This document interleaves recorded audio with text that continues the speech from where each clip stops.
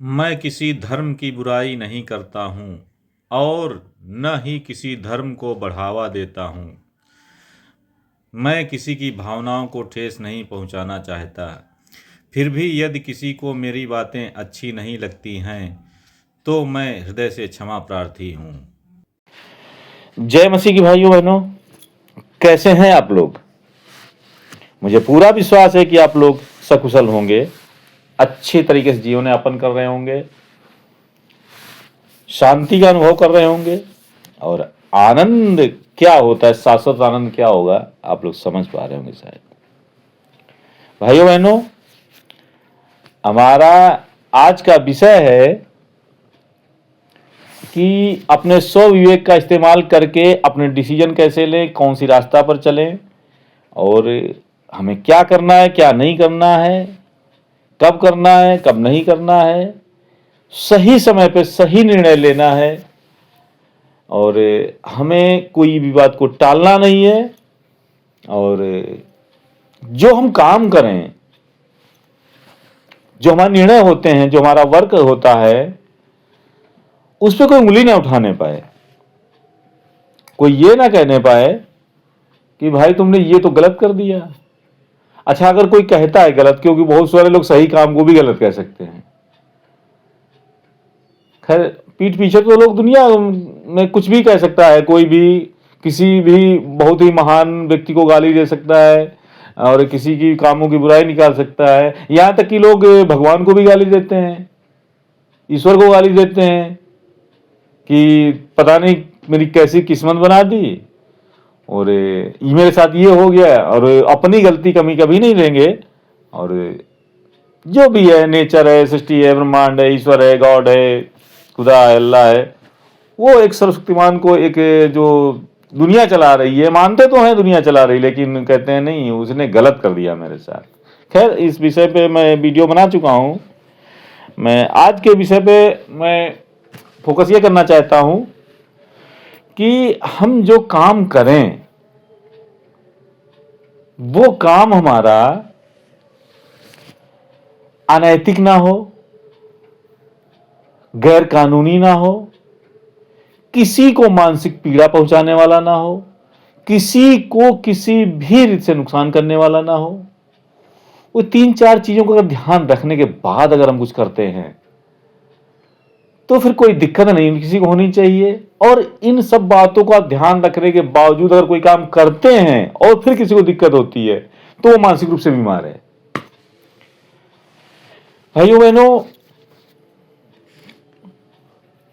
मैंने अभी एक्सपीरियंस किया है कुछ दिनों में कि मैं जब वीडियो अपलोड करता हूं तो उनको मेरे विचार बहुत अच्छे लगते हैं, सब कुछ अच्छा लगता है।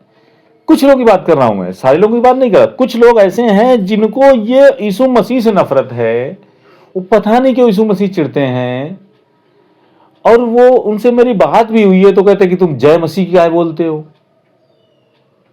खैर, मैंने कहा कोई बात नहीं, मेरी मर्जी, धर्म आस्था का में किसी को रोकना टोकना नहीं चाहिए और किसी को बुरा भला भी नहीं कहना चाहिए। सारे धर्म अच्छे हैं, सब कुछ अच्छा है, मैं किसी को गलत कह ही नहीं सकता हूं। मैं अपनी अच्छाई बता सकता हूं, मैं किसी को गलत नहीं कह सकता हूं और किसी को गलत कहना भी नहीं चाहिए, क्योंकि अच्छे को अच्छा कहोगे तो फर्क नहीं पड़ेगा, उसको अच्छा लगेगा। और गलत को आपने गलत कह दिया तो फिर जहर है, वो आपको दुश्मन मान बैठेगा। हालांकि जो गलत है वो तो गलत है, जो गलत है वो गलत है, उस गलत के सपोर्टर यानी समर्थक भी मिल जाएंगे उसको, गलत वाले। जो गलत व्यक्ति कोई गलत बोल रहा है या गलत काम कर रहा है, उसके समर्थक अगर हैं तो वो भी गलत हैं। तो गलत तो है, दुनिया में बहुत सारे लोग गलत काम करते हैं और उनके समर्थक भी मिल जाएंगे। तो भाइयों बहनों, अच्छा, जो सही कर रहा है उसको कोई गलत कह रहा है तो उसके समर्थक भी होंगे। तो हमें विचलित नहीं होना है, हमें अपने मार्ग से नहीं हटना है, अपने सिद्धांतों से, अपने सोच विचार के तरीके को नहीं बदलना है। अगर हम अपने आप को सही समझ रहे हैं तो, अगर गलत समझ रहे हैं कहीं पर कोई, अच्छा कोई गलत कहता है, हो सकता है कि हम पहले अपने आप को सही समझ रहे हो, और किसी ने कहा भाई मेरे ये गलत है, तो पहले उस पर ईमानदारी से विचार करो कि वाकई में हम गलत हैं या नहीं। ये हमें पवित्र आत्मा और पवित्र आत्मा के सहयोग से और स्वविवेक से निर्णय लेना पड़ेगा कि वाकई में हम गलत हैं कि नहीं है। हमें ईमानदारी से सोचना पड़ेगा। अगर गलत हैं तो फिर हमें अपने आदतों को, अपने विचारों को सुधारने की ज़रूरत है, और गलत नहीं है तो फिर गलत नहीं है। तो फिर कोई दुनिया में कुछ भी कहता रहे। दुनिया में हर तरीके के लोग हैं, गंदे से गंदा काम कर रहे होंगे तो भी शायद समर्थन में आपके लोग एक दूसरे का, भाई तुमने बहुत सही किया, आ जाएंगे समर्थन करेंगे, बहुत सही किया। और आप अच्छे से अच्छा काम कर रहे होंगे तो भी आपको टोकने वाले आ जाएंगे, कहेंगे यार इसमें ये कमी है। तो मेरा तो कमियां बताने वालों से एक ही निवेदन है कि भाई ठीक है, मैं जो कर रहा हूं तुम्हें कमी नजर आ रही है, मेरे अच्छे काम में तुम्हें 10 पॉइंट में तुमने 2 पॉइंट की कमी निकाल दी, ठीक है, मैं ये कमी है मेरे काम में, तुम कौन सा अच्छा काम कर रहे हो, तुम एक अच्छा काम बता दो और उसकी अच्छाइयां बता दो। तो फिर वो बगले झांकने लगेंगे और इधर उधर की बातें करेंगे, वहां से निकल लेंगे। सीधा जवाब उनके पास होगा ही नहीं, क्योंकि उसको अच्छा कर ही नहीं रहे हैं। जो अच्छा कर रहे हैं उसको तो टोकेंगे, और खुद कुछ अच्छा नहीं कर रहे हैं तो अच्छा करने वाले क्या विरोध भी करेंगे। वो ऐसे लोग बहुत सारी दुनिया में हैं, क्या बताएं। एक मैं वचन पढ़ना चाहता हूं और बाकी बातें मैं अपना विचार उस पर रखूंगा। ये वचन है सबोपदेशक, जो पुराने नियम की किताब से लिया गया है। उस पुराने नियम की किताब का नाम है सबोपदेशक, और उसका अध्याय 11 और वचन संख्या है 9। देखिए इसमें जवानों को सलाह दी गई है, जवानों को सलाह दी गई कि जवानों को करना क्या चाहिए। तो ये लेखक बोल रहा है कि हे जवान, अपनी जवानी में आनंद कर और अपनी जवानी के दिनों में मगन रहे।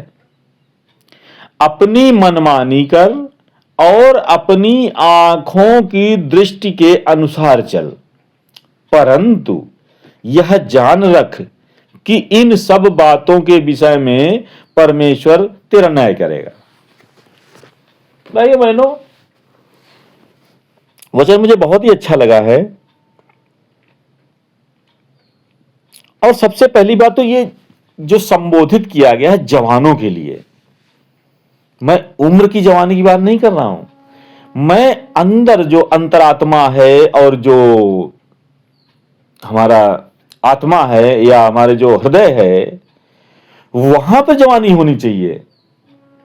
उम्र के ये आंकड़े जो होते हैं ये फर्क नहीं डालते कि ये कोई 25 साल का है, 30 साल का उसको जवान कहेंगे, नहीं, एक 70 साल का भी जवान हो सकता है, एक 80 साल का भी हो सकता है और 100 साल का भी जवान हो सकता है। मेरा ऐसा मानना है, क्योंकि हम अंदर से अगर मजबूत हैं, हमारी सोच विचार जवानों वाली है, हमारे अंदर जोशो खरोश जज्बा जुनून अगर जवानों वाला है, तो उम्र कोई फर्क नहीं डालती भाइयों बहनों। तो कहा कि हे जवान, अपनी जवानी में आनंद कर।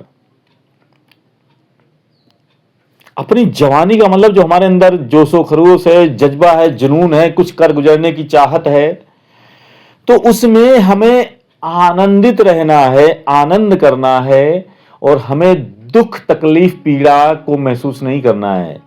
हालांकि ऐसा नहीं कि दुख तकलीफ पीड़ा होती नहीं है, होती है, लेकिन उसमें भी हमें कुछ सीखना है और आनंदित रहना है। आगे कह रहा है और अपनी जवानी के दिनों में मगन रहे।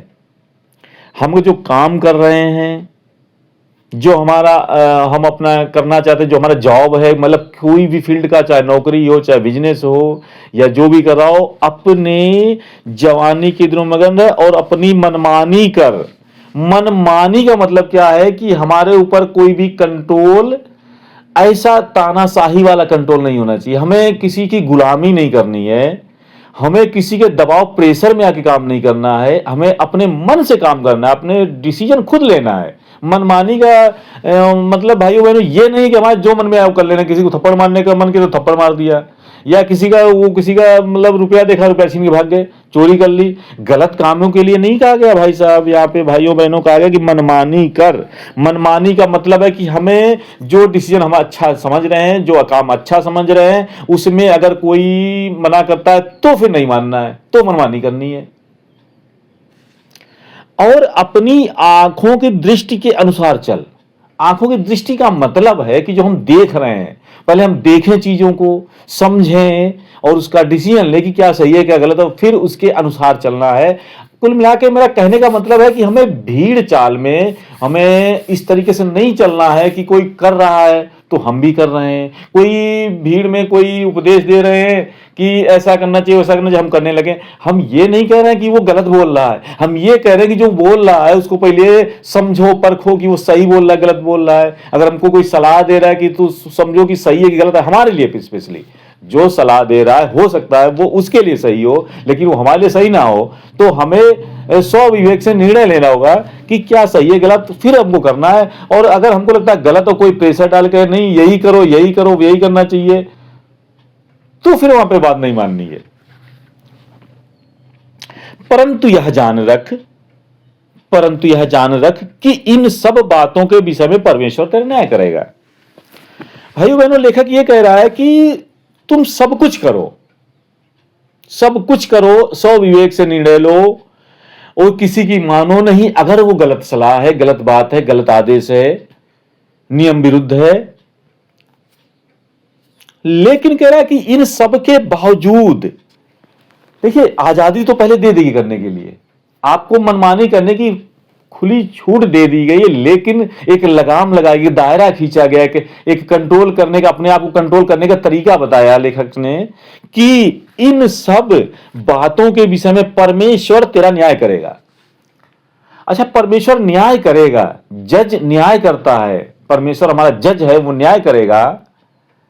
तो न्याय करने का मतलब यह नहीं कि हम गलत कर रहे हैं या सही कर रहे हैं, वो न्याय करेगा तब यह साबित होगा कि हमने सही किया गलत किया।